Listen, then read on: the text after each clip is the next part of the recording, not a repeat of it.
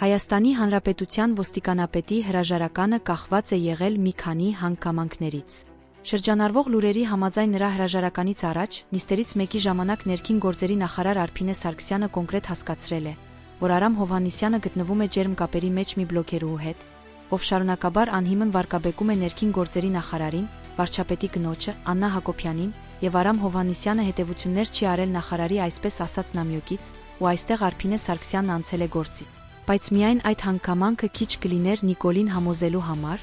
որպեսզի պահանջեր նրա հրաժարականը։ Ըստ շրջանառվող լուրերի, Նիկոլը արդեն տրամադրված է եղել Արամ Հովհաննիսյանի դեմ Գյումրու ընտրություններից հետո, եւ Նիկոլը չի կարողանում կուլ տալ պարտությունը Գյումրիի ընտրություններում։ Նա համարում է, որ Գյումրիում իշխանությունը պարտվել է ոչ թե Վարդան Ղուկասյանին, այլ գողական աշխարհին, մասնավորապես օրենքով գող Անդրանիկ Սողոյանին, մականունը ԶԱՊ եւ նրա մտերիմ գողերին ու քրեական հեղինակություններին, իսկ Արամ Հովհաննիսյանը չի կարողացել նրանցից եկող այսպես ասած վտանգը չեզոքացնել։